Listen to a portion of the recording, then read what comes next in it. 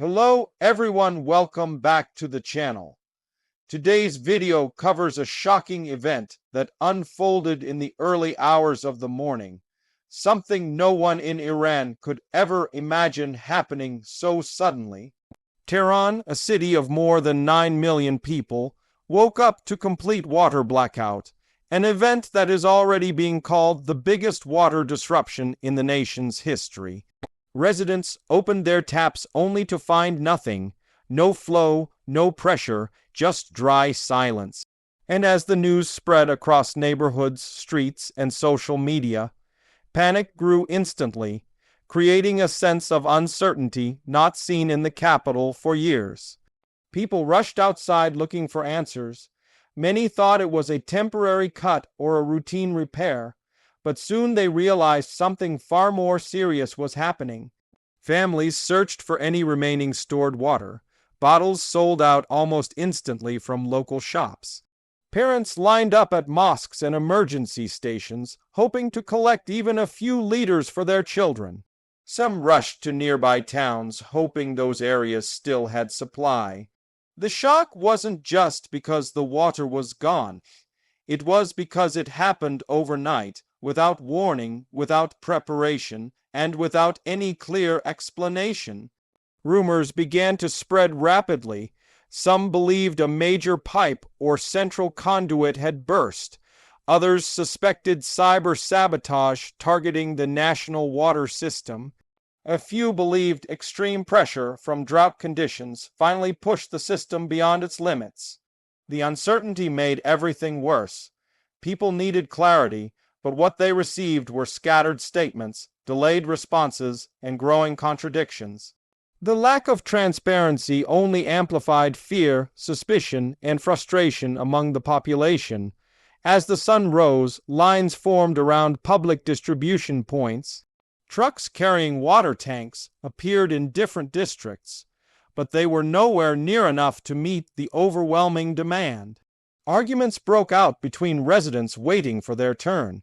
People brought plastic containers, cooking pots, buckets, and even bathtubs loaded onto pickup trucks, desperate to collect whatever they could. Elderly people suffered the most, as many couldn't stand for long or walk long distances for water. Volunteers stepped in to help distribute bottles, but even they quickly ran out. Hospitals sounded the alarm because they rely on continuous water supply for surgeries, sanitization, and emergency care. Doctors reported difficulties sterilizing equipment. Some non-critical surgeries were postponed. Clinics refused to take new patients unless absolutely necessary. Dialysis centers, which depend heavily on clean water, struggled to operate safely. These medical challenges transformed the blackout from an inconvenience into a life-threatening emergency for thousands. Restaurants, bakeries, and small shops were forced to shut down. Without water, they couldn't cook, clean, wash utensils, or follow health rules. Businesses, already suffering from economic struggles, now faced another major blow. In many neighborhoods, people gathered in groups discussing how this could have been prevented or why government authorities failed to warn anyone. The conversations were filled with anger, disbelief, and deep worry about the future. Water is not a luxury, it is survival, and when a city loses it all at once, everything stops. Reports leaked suggesting a massive failure at one of the main purification and pumping stations that feed central Tehran. Engineers working on the system said that the combination of aging infrastructure, low reservoir levels, and sudden pressure instability might have caused the shutdown. But some insiders hinted that it might not be an accident at all. A few suggested that cyber interference targeted the control networks. Others believed that the system's outdated equipment simply could not handle the demands placed on it during one of the driest years Iran has ever experienced. The crisis also exposed a deeper issue the country has faced for years: water mismanagement.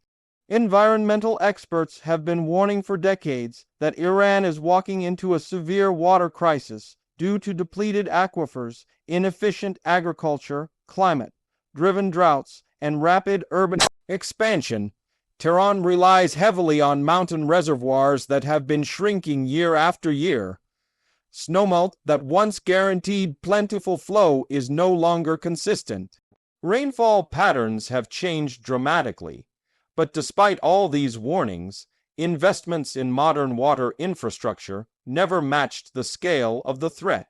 As the blackout continued, some parts of the city reported brownish water flowing for a few minutes before shutting off again. Residents feared contamination. Many refused to use even that small supply, worried it was unsafe for drinking or cooking. Social media filled with videos showing dry taps, crowded water trucks, and people shouting at officials. Hashtags calling for immediate answers trended globally within hours. The world was watching as one of the Middle East's largest cities struggled to handle something as basic as access to water. Government announcements finally came in the late morning, stating that the disruption was caused by a critical technical failure that teams were working tirelessly to fix. But the statement raised more questions than answers. People demanded to know why such a failure could take down the supply to nearly the entire city. They wanted to know why backup systems weren't prepared, why emergency reserves were insufficient, and why no early warning system informed residents the night before. Many felt betrayed, as if their trust in the system had collapsed along with the water network itself. By midday, traffic congestion worsened as thousands of people tried to reach areas rumored to still have water. Portable vendors began selling water at extremely inflated prices, taking advantage of desperate families. Videos circulated showing arguments, fights, and even small clashes over access. For a moment, the city felt like it was slipping toward chaos. When essentials disappear, social order becomes fragile, and Tehran was witnessing that reality firsthand. Officials claimed the system would be restored within hours, but repairs to a major water network are rarely that simple. Engineers had to inspect miles of pipes, assess damage to pumping equipment, test reservoir levels, and ensure water quality before reactivation. Every small miscalculation could trigger even greater failures. Meanwhile, people had no choice but to wait and survive with whatever limited supply they could find. The blackout also revealed how vulnerable major cities are to environmental and technical shocks. Tehran, sitting in one of the world's driest regions, has long relied on complex engineering to ensure water delivery. But when that engineering collapses, millions are left exposed.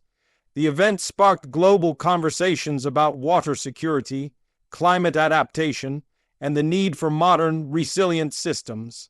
Countries facing similar droughts watched the situation carefully, understanding that they too could face a crisis without proper planning.